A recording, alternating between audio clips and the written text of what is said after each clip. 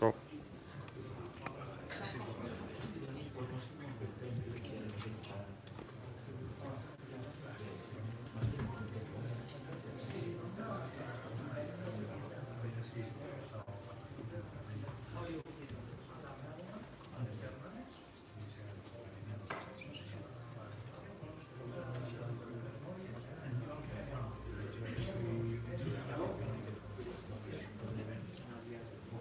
So, hello everyone, thank you for being here again at the Afterwork of Blockchain. Um, well, today perhaps we're doing some parallel topic to the blockchain and DLT, but in any case, it's my field, it's a field of disruptive innovation, and it's very nice to look at other models that perhaps you have much more references that perhaps you have much more references that the new blue ocean, which is this blockchain and DLT. If we look at other references, perhaps it give us many ideas to our field. No? Today, especially, we have the field of communication, and for that we have here we have Lucas Silva and Jesse Bond here that will explain us a little bit how we can disrupt communication, no? And whether in the field where the messages, as blockchain we send messages and we have to make trusty messages, no? So the problem in communication is that it's really hard to end up that our message ends up as we like to the person we like and really the true message we like to send. No? In this case, Lucas and Jesse know this tool we want to speak to you today about grassroots, and that tool it's a new way of how we can coordinate this kind of message to arrive at the target we want. You know? This is a little bit too synthesized. They can explain much better. But in my field, in my space of disruptive innovation, I think it's very trusted. And as I posted on the WhatsApp for the invitation to come here, it's really very parallel way to work. No, so we work with this blockchain on a decentralized base where the message can be is immutable. No, and in that way they do the same thing but with persons. No, so when they explained me what they were doing, I very fast went to the synchronization to what we were doing, no? And it's this aspect of being able to transmit this message. So, Lucas, Jesse, I leave you the floor. Thank you. Thank you so much, Alex, for first of all for the invitation, and second for the presentation. We are Cyparis. We're a communication and grassroots agency. Cyparis means transformation, actually. It's based on the story of a man who was reinventing himself, and that's what we want to transmit and express during this presentation, and basically what we do. And we think that the world's changing at the fastest pace ever. That's a fact, and the reason why you're here is because you also believe that the world is changing in a fast way, and you all want to stay relevant. So you want to stay ahead of the curve. So the world is changing in terms of technology, in terms of business to society, sharing economy, quantum physics, global warming, social behaviors, and so on. So in one of the most important one of the biggest transformation and changes that we have seen in the world is the power of communities and the power of the collective actions. This is something very important that we call the power of we.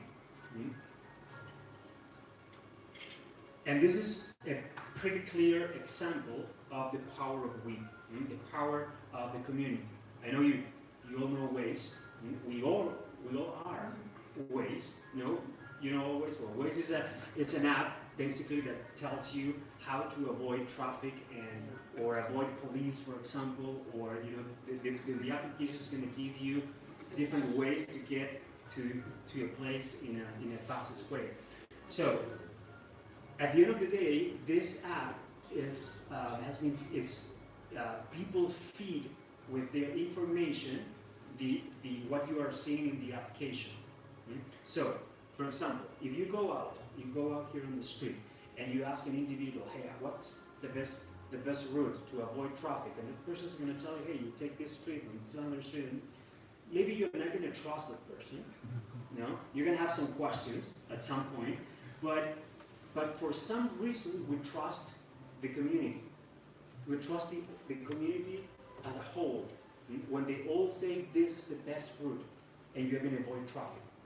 So there's a reason why you trust that community, and that's the power of the community. Or, for example, this other movement, which is Me Too. You all know Me Too.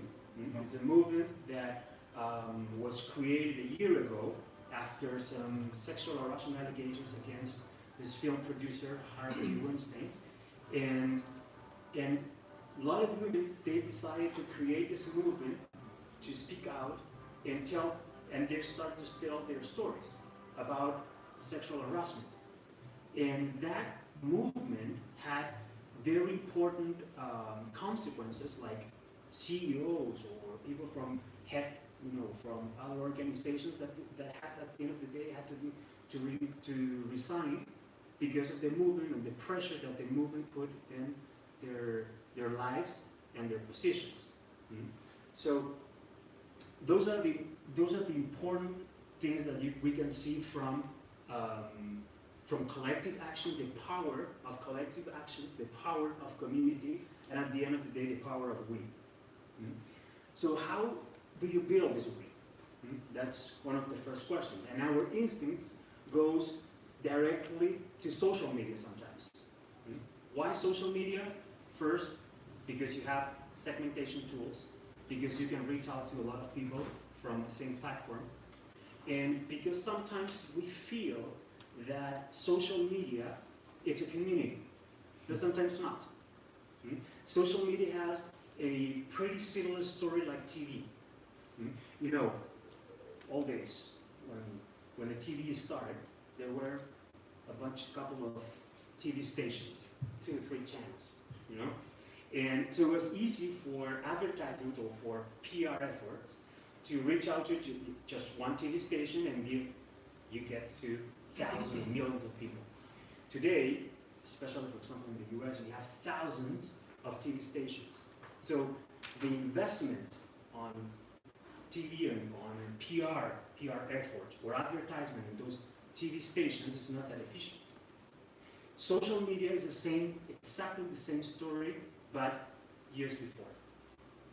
The thing is that today, on social media, we have just, 5, 10 big social media, big social platforms. But at some point, we're going to get where, we're going to have thousands or hundreds of social platforms, and the investment won't be that efficient. On top of that, we have, for example, in the case of Facebook, advertisements cost have gone up 29% this year on top of the increase that they had last year. And because of the Cambridge Analytica situation, the election in the United States, the past election in the United States, they are trying to protect users' privacy. So they're removing some key information that is good for segmentation. So again, advertisers won't be that efficient. At the same time, Google Chrome will launch an advertising blocker, and Apple is working on preventing cookies on iPhones. And so the situation in general is changing. And again, we need to make some decisions in advance to stay relevant. So we can say that a bunch of connected people do not make a community. The community, it's all about sharing experience. It's more about a dialogue. It's more about interactions. It's about our common goals or the passion that we have in something. When you can share that passion, those values or those interests with someone, is exactly the moment when you start building a community. And obviously with collaboration and action. So, how we define grassroots and the power of we? It's basically, I would say, an art and a science of the bottom-up decision making. So it's natural and spontaneous actions against traditional power structures, where participation and democracy is at the core of every actions that the community has or the community takes. Where, and this is a picture of Harley Davidson, which is a great example of a great community, supporters or surrogates of a specific brand, ambassadors of a brand, that they all share the same love and loyalty to the same brand. And at the end of the day, you say, you know, I would love to have a brand, a project or something with that that large group of people behind me, supporting me, you know, and making my brand is an important part of their lives. And this is exactly what we want to build in different sectors. So real people as ambassadors. Why real people? Because they give credibility to the message. They're third parties giving that credibility. They will stand for that brand, and their feedback will help to improve, to the constant improvement of the platform, the brand, and the message and the narrative that the brand has. So, how do we build this? And this is, I would say, one of the most important slides of this presentation. This is what people call the golden circle. So we all focus sometimes in the what. In the what, especially, for example, when you meet someone and you ask them, what do you do? Then you get more confidence and you get more interest, and then you say, so how do you do that?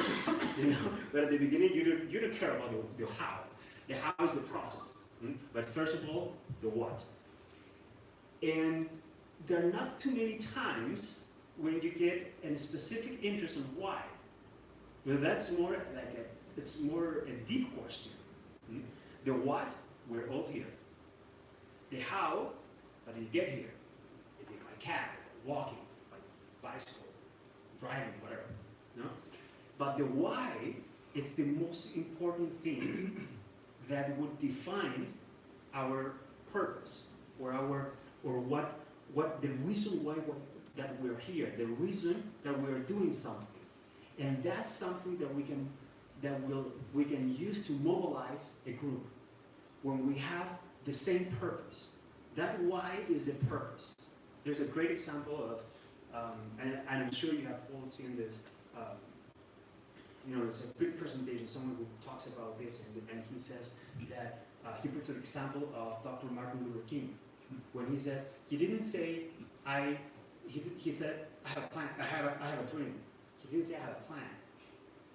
If you have said, I have a plan, there will be a bunch of people saying, I have another one, and another one. Everybody has a plan. But the why, the purpose, it's what connects people in the same community, in the same group, the same culture, or whatever we want to organize this group of people. So, after the why, we need to focus on the who. Who are these people who, the people that we share the same purpose? So we can start with, for example, I don't know, a group of friends, a family member, or something that I met in the street or maybe a meeting at some point. And there is the starting point where you can start building a community or a group with people who share the same purpose, share the same values, same interests, and you can build something with that person that's going to grow, and then you have a good community that you can then do something else, some big things. So first time with the why, then second, the purpose. Second, go to the who's going to be my team or my supporters. And then we have a specific methodology to do this. These are the concepts, but then first we'll start with the planning process. And the planning process is the moment where we're going to identify this purpose. We're going to craft messages. We're going to build a narrative that will help to build this community or this movement. Then you move forward to the recruitment. You need to start gathering people, all the information from these people where you share the same purpose. Then you go to the engagement, which is going to be basically a one-way communication to these people. We're going to see an example in a few minutes. But it's a one-way communication. You need to feed these people with information that it's in their interest. Look, I'm going to come up with an example. For example, if we want to create a park, we're building a park. And that park, so you have the same people who like that park and who want to be part of it, and you need to start feeding the information about, hey, we're doing this and that, what are your opinions? You start a communication, a one-on-one communication with these people to motivate them, and then you move forward to the mobilization. And that's one of the key moments of a grassroots project. The moment that you can mobilize people for something. You can have those people that are going to say, oh, okay, I'm very interested in that part, I'm very interested in that project or initiative, so I'm going to be part of it. So I'm going to take an action, and I'm going to work with you on something. And that's real, that's human. And that's something it's not just on social media, it's not just part of an email. It's something totally real that you can touch, based on human relations. And then you go to the evolution, which is a very important part of the process. Why? Because then you need to create something else. If you stay there, the movement is going to die. In politics, this is something that it happens because you can do this until the day of the election. So you're totally focused on that, and that's good, and it works. But when you're thinking from a private sector perspective, it's totally different, because you don't have a specific election. You need to continue. You need to reinvent yourself, and you need to, keep these people moving, so they can feel that they are relevant and moving forward to another project. So then you want to create an app. Then you want to connect themselves. You want to communicate each other. And those are the things. And then you build a community that's totally sustainable. Can I make a little break? Sure. Yeah. Sorry. Just because it's the perfect place to explain what on blockchain, where are we? No? On blockchain, we started planning, and thank you to David, who today is here. He came to the first meeting. That's the second meeting. David, where are you? Gracias, que eras la primera trobada. That was there. There we met, we said we were making plans, no? Then we started with the recruitment, no? Many people were coming. We went to the engagement. People were starting to work on the basis, no? And now, on blockchain, I think it's in the mobilization part, no? How? Now we want to have this auto-regulation done. Why? Because then we will be able to evolve and start new businesses, start businesses in serious, no? So, a little bit, now on blockchain mobilization, so I asked for this mobilization, and thank you for the break. Sorry. Well, that's good. It's great to have, a clear and down-to-earth example that you're practicing. We're practicing. Yeah, totally. So I'm gonna tell you some examples of how we have done this in other countries. And this is a project called Energía Positiva, or Positive Energy. It's with the Association of Renewable Energy in a Central American country, where they said, we need to expand. So we're just, business guys, from the government, just business guys. So sometimes they say, okay, you're like a cartel, working just for your interest and not for the interest of like a cluster. Are they organized as a cluster? Is the private sector only? Well, this is the association, Yes. our client, yes, it's association. It's an association that they said, and it was also our recommendations as we said, you know what, you guys are good, but you have a clear interest in, and even though you want, you have a message about a cause, which is we're bringing development, we're creating jobs, blah, blah, blah, Yeah. which is good, and it's real, but you cannot tell that story just from the first person. You need someone else to support that message, and then you turn that message into something super credible. So we said, okay, let's turn this into something different, and we need to expand our platform. So we said, well, maybe you can think about the same. Who's that group? Where should we go? We said, let's go to the young people. Why young people? Because of two reasons. One, they are super disruptive. They don't care about rules, institution, establishment. They don't care about. They want to change the world. So that's the first reason. And the second reason, because they work in groups, in blocks. That's why in politics they are so important, because if a single person or a young person votes for the same party 1, 2, 3, 4 times, maybe that person is going to vote for the same party for life. With your thoughts. So, and at the same moment, the young people they go to the moving blocks. So they say, okay, so let's go to this bar. Let's go to another bar. That's going to be the bar to be in the next few months, and then the other one. You know, so these are a very specific and important group to work with. And they are also the most interested in environment. We're talking about millennials and Generation Z. Generation Z are quite more aware of all the challenges of environment. So if you want to change the perception in the society about renewable energy, those would be the best to move your agenda forward, because they are interested in it and they are also consuming that energy like in 5-10 years. No? Exactly. After students, and specifically engineering, energy, which is a new career, and environment, and also communication, because we all know that those people, some of them are going to work for the media, and we want to get them involved in our project.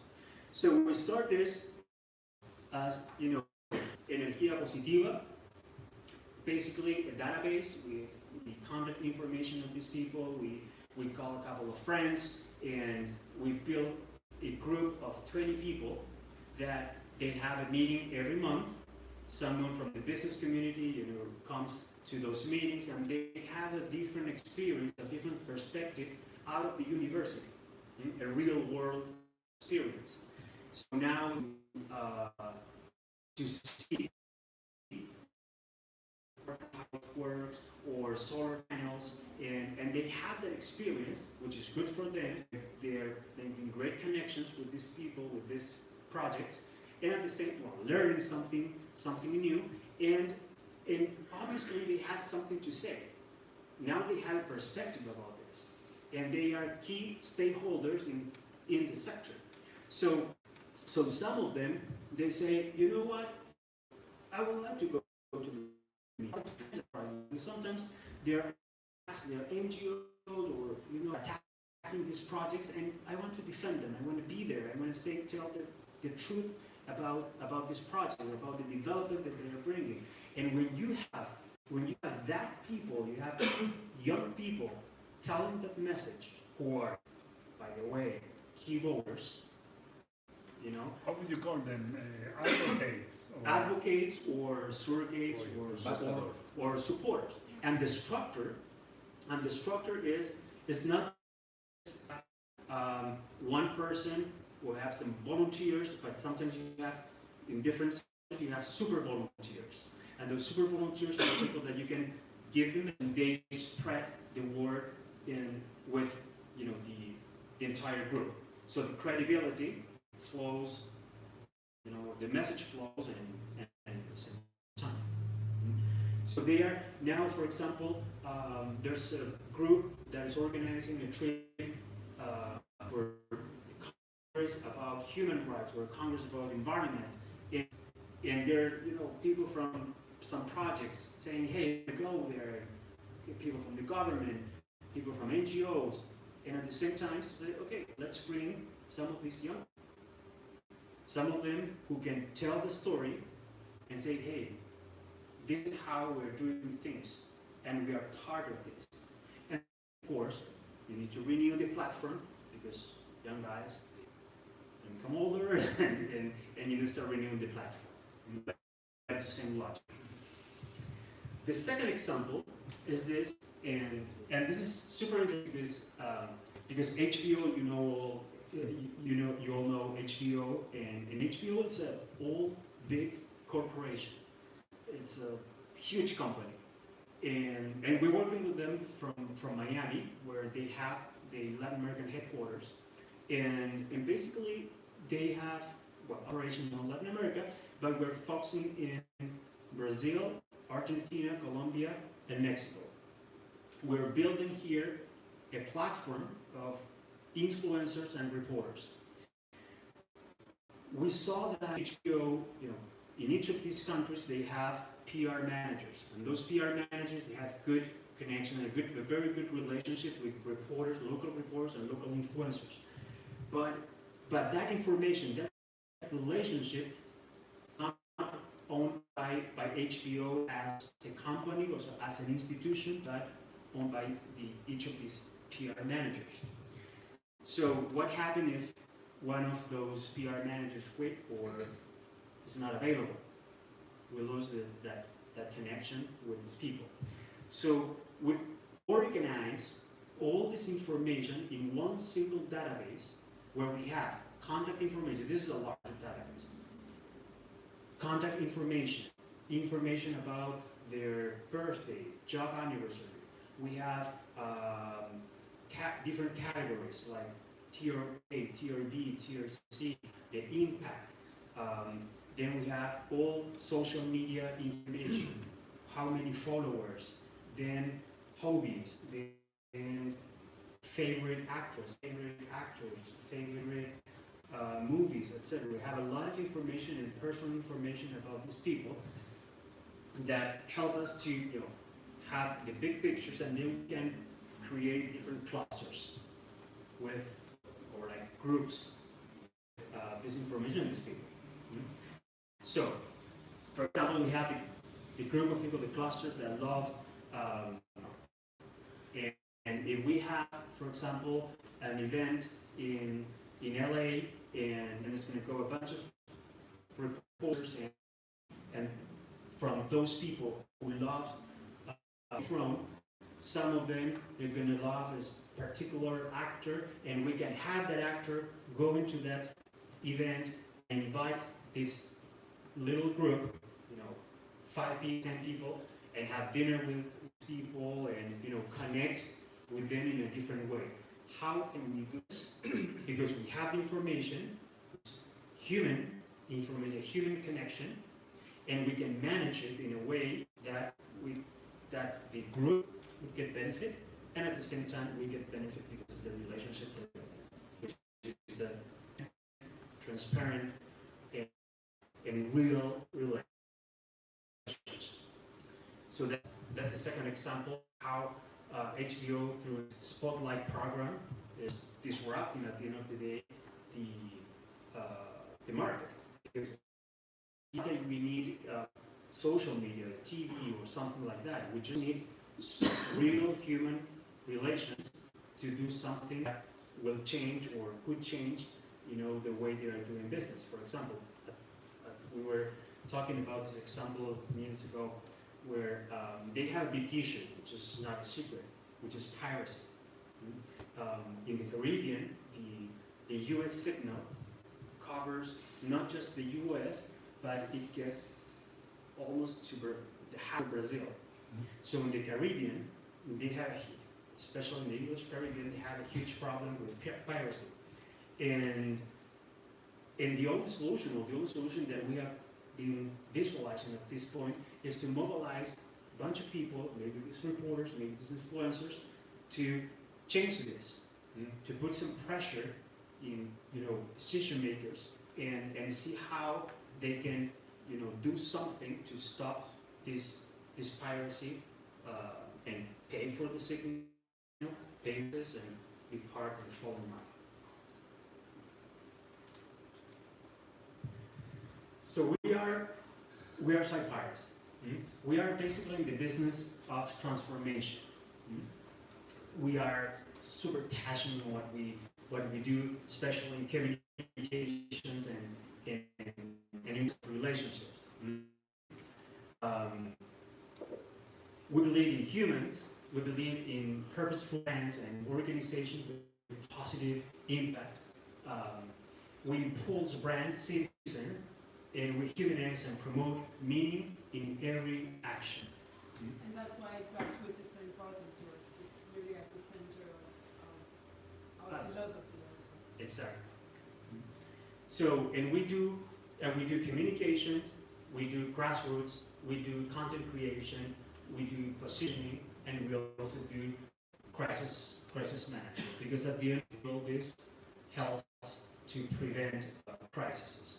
When you have a platform, when you have a community, those are the people that you can, activate to defend you in the case of a crisis, and the people that at the end of the day are going to go out, and if it's Facebook, Twitter, Instagram, or directly to traditional media, or going out, those are the people that are going to help you to make a difference and change things, and come up with the truth, come up with a real story with facts that can turn on in a news or something that's negative against your company, against your organization, or the project that you're in. These are some of our clients. We work with HBO. We also work with FIDA Barcelona, with the Sugar Mill Association in Honduras, also with the Association of Renewable Energy and a logistic company also, and also we have worked with the National Democratic Institute in the United States. So, well, thank you so much for attention. Thank you so much for your time, Alex. Thank you so much for the opportunity. And if you have some questions, thank you so much. Could you expand a bit about the concept behind the brand Cyparis? Okay, about Cyparis. Yes. Perhaps Jesse could do it. Jesse can tell the story because it's very nice.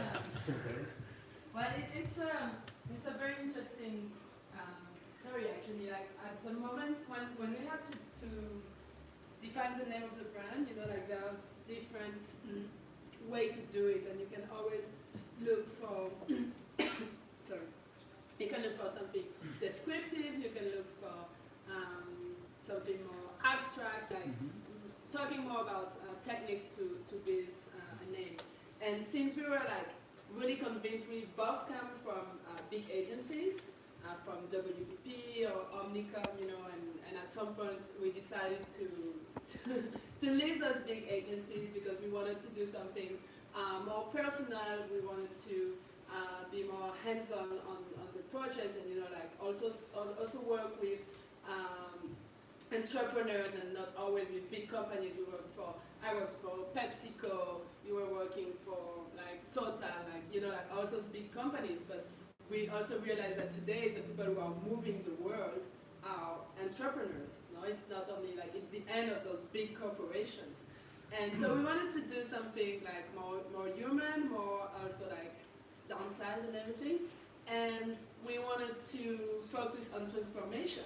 And there is this very interesting story in Martinique. So I come from Martinique, which is a very small island in the Caribbean. Maybe you've seen it sometimes on the map. Just because it's French and it's in the Caribbean. Normally it gets marked, but it's super small. And in Martinique we have a volcano, and in 1902 this volcano erupted. And there were only like 2 survivors of the eruption, and one of them was a man called Cyparis. And the interesting thing about Cyparis is that he was, how do you say, like burnt all over. And instead of, you know, like, I don't know, like getting depressed or anything, this man like took the opportunity of a very sad experience to reinvent himself. And he actually became one of the first black artists in circus to tour in Europe and all over the world, basically showing like his scars and everything. But the good thing, like what we find interesting, is his ability to reinvent himself. And that's what we want to do with our clients. We are in a world, we are living like this constant changes, and you know, like what is relevant today, sometimes like maybe in 10 days or just like 1 month, it's not that relevant. You have to keep up and you have to constantly redefine yourself, reinvent yourself. So that was the basis of the name. Yeah. It's a good conversation starter. Yeah. And could you expand a bit about, when you talk transformation, it's a very abstract concept. Could you bring it more to the ground, because you are very specific oriented, you have a very specific background and very specific task as an agency focused on communication. So when you say transformation, what's behind that? So when you speak about transformation, obviously transformation has different levels. And sometimes as a brand or as an organization or even as a person, you might feel the need for transformation. Sometimes it's transformation of your core, of your essence. So it might mean for a brand, for example, to redefine positioning and basically what you offer to your audiences, what you offer to the world. Or it can also be, in other cases, maybe your positioning is correct, but the way you get to people has to evolve. So you have to change your narrative, or you have to change the way you connect with people. For example, you're focusing maybe only on social media or traditional advertising, and you're missing a part that grassroots can help you build, you know, like a more direct relationship, richer interactions, because you get like these feedbacks that we were talking about that helps you also orient your strategy and so on. So it's not always like you have to change everything. Sometimes you have to change part of what you're doing, and just like these little tricks can help you improve. And sometimes, yes, you have to do a re-engineering everything, you know? Yeah, let me give you an example. This is an interesting example that we're working with. Sugar Mill Association also. They had, at the beginning they had a vision. They said, okay, we need to get prepared because we are seeing a trend. The trend is that in California, some places in Europe, South America, Colombia, Chile, they are changing, Ecuador, they are changing the law, and they are going after sugar, or going after products that are high in terms of calories. Mm-hmm. And they are seeing this issue. Mm-hmm. So it's not a problem today for them, because they're not there, but they're seeing that we need to get ready. We need to adjust everything and get prepared for the moment where they're going to come these attacks and changes. So what's our recommendation? The first step is you cannot still selling products high in sugar. That's first thing. You cannot do the same thing over and over and again and hope that the government is not going to go after you. You need to do some real changes. That's the first step. But the second step is to build a narrative which that makes you be ready and prepared for that situation.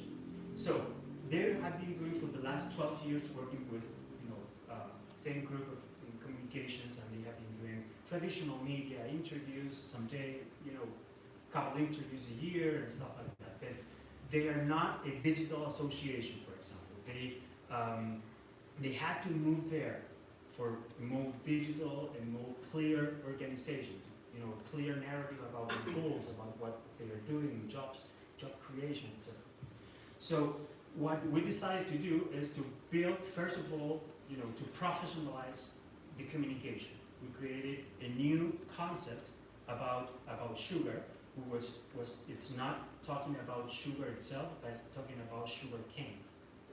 Because sugar cane is natural. Sugar, it's, Processed. exactly. Sugar is a problem. But if you talk about sugar cane, even though sugar is 90% of their business. But sugar cane, you open the business to, to renewable energy and other kind of products. So you are changing. What we did was to change the battlefield. And So, the way you define and the way you industry. define yourself. Yeah. Yeah, the industry. Another example, this is a great example. This was an interview, and it caught my attention, and I love that interview, was the CEO of Shell in Houston. And the reporter was trying to make him say that he is in the oil business and he's part of the bad guys and blah, blah, blah, because that was the story. And at some point, this guy, the CEO of Shell, he comes up with a brilliant message, which is, hey, stop. I'm not in the oil business, Shell. Saying, I'm not in the oil business, I'm in the mobility business. So in the moment that he defines the battlefield, he defines his business, in that moment he wins the battle at that point. So this is, I'm not talking about oil, I'm talking about mobility. And it's not only a question of narrative, it's not only a question of saying, I'm not oil, I'm mobility. It's a question of redefining your business. So if you're in mobility, it goes really further than oil. And you can also think about, innovations, new departments, new sectors, or new fields to play as a corporation. It's also to engage your people, to engage your teams. It's a totally different story. Maybe some people are against oil or don't want to be related that much to oil, but mobility is such an inspiring concept also. And we all need to get to one place to another. exactly, no? So it's something that looks like maybe a simple change, but is the tip of the iceberg of a really deepest transformation. And the same happens with the energía positiva. At the end of the day, they are selling energy. They're selling, it's something that it's a commodity. But we're trying to build this narrative and say we are in the positive energy business. So we're not just generating energy. No. We are generating positive energy that it helps you to your life, where it's not just you can turn on the line, it's something more human and more emotional. In which way do you think you are really disrupting, and is it an ongoing disruption? Is it an innovative disruption like LEAPS? Because for your example, it seems like it's more a digital transformation of certain communication of traditional companies than a real disruption. May I not answer, but give you the floor for the answer. Gustavo, so the tool for doing this, Energía Positiva, for example, is they create an army of people that trust and move the message.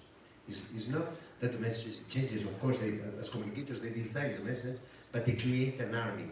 And that was a little bit the question I wanted to ask you a little bit. So you're creating an army of trust, an army of people sharing, say, values, sharing things, so you get these people. So I wanted to ask you, in that way, perhaps you also can answer the question of Gustavo, but in which, so when creating this army, how many people you need to make an army, and which cost for you represents creating this army? No? Because this is the disruptive point, and to come back to the Gustavo's place. Well, yeah, the first thing is this is a combination from a political experience and taking some political experience and applying it to the private sector. That's one of the first things. And political parties they have mastered the grassroots programs in any way, in all around the world. They have the best databases in a country, and they know how to reach out to people in the best way. So, let me give you an example of this. Something that I did with working for my previous agency.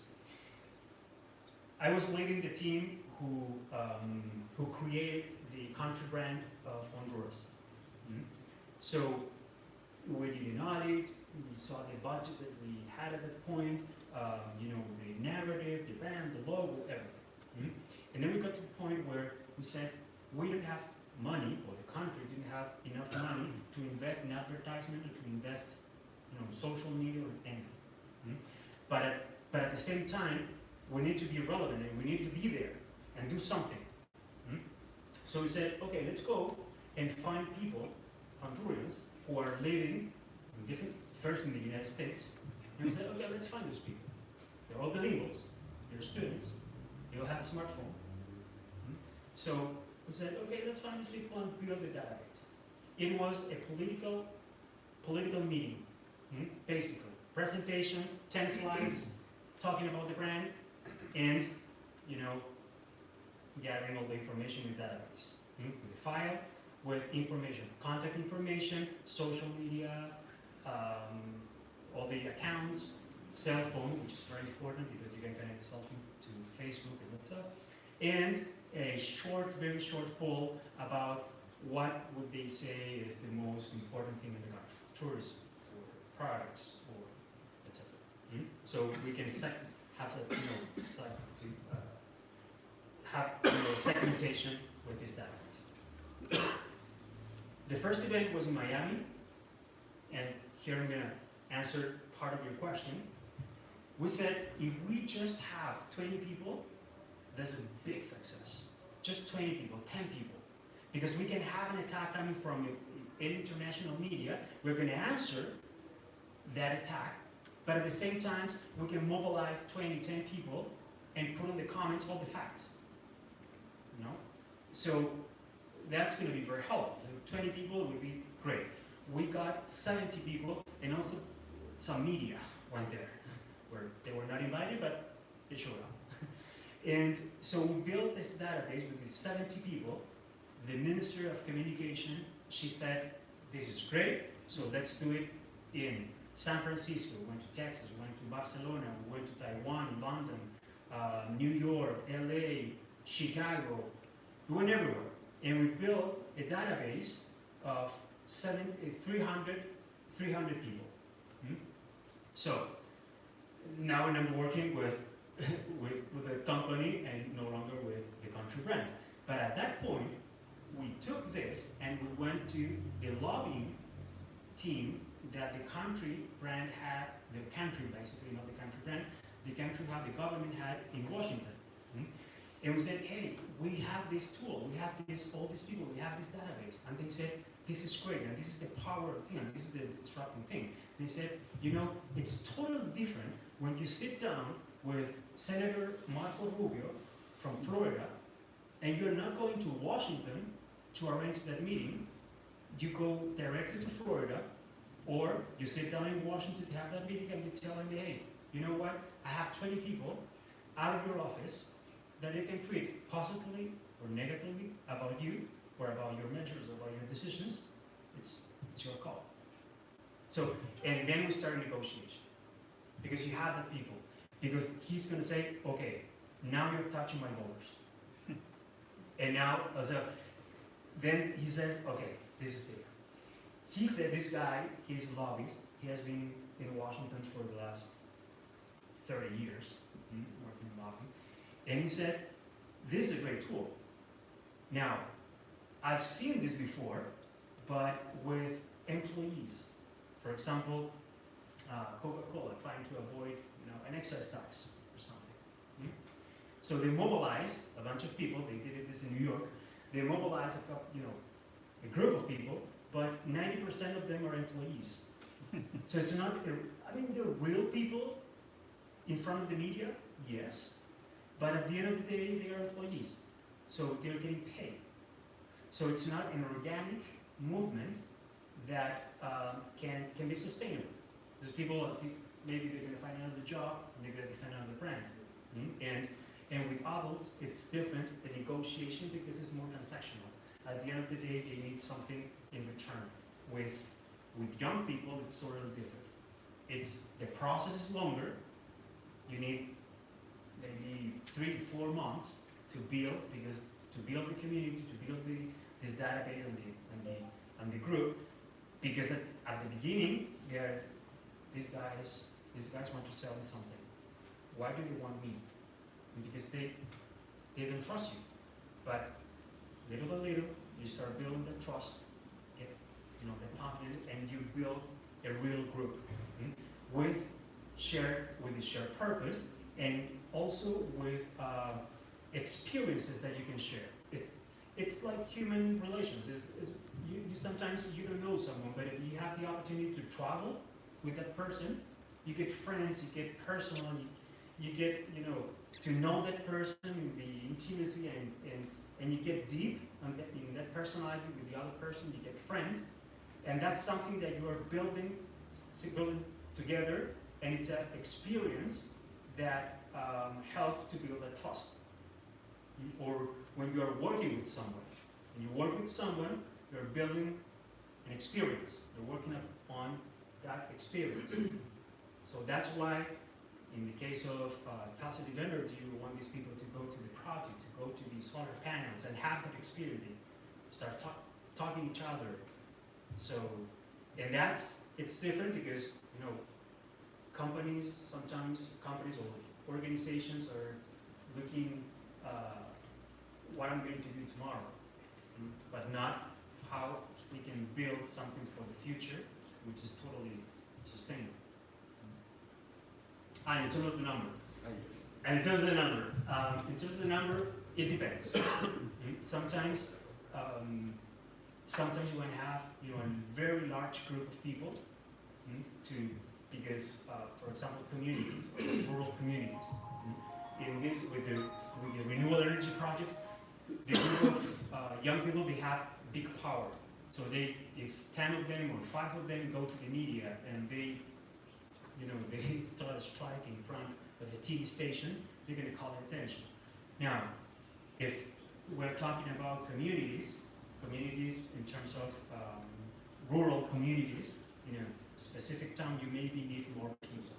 But it's something that you can also do because they have shared interest. For example, in this case of in renewable energy, yes, because they are in far places, but they create jobs. But the most important jobs are created, for example, created by the Sugar Mill Association. They create thousands of jobs and rural jobs. So what's the change in terms of the message? They are not just saying that they are creating jobs. They're saying that we are creating jobs and with healthcare projects, educational projects here. So we are bringing a better life, wellness to everybody here. And that has a direct impact on immigration. So our story is more about, we don't need a wall. We just need to create jobs. And we are doing this. And we are an example. And we are doing this communication to different people in the country. and also directly to the State Department, to the U.S. Embassy, and we're turning into an example of how to get rid of the idea of a wall, which is not sexy in those countries. So, and becoming with a new idea on how we can create wellness and stop immigration in that way. Because people, and we conducted a poll to understand that. So at the end of the day, we saw that people prefer to stay in their places, not going to the U.S. or going to other cities to get a job. If they have a job here, they have good education, good healthcare, I prefer staying in my place. That's the way some people think. So that's the way we are changing the story, changing the message, changing the battlefield, and defining what we are doing in a different way, which is sexy for, for our stakeholders. More questions? No? Thank you very much. Thank you so much.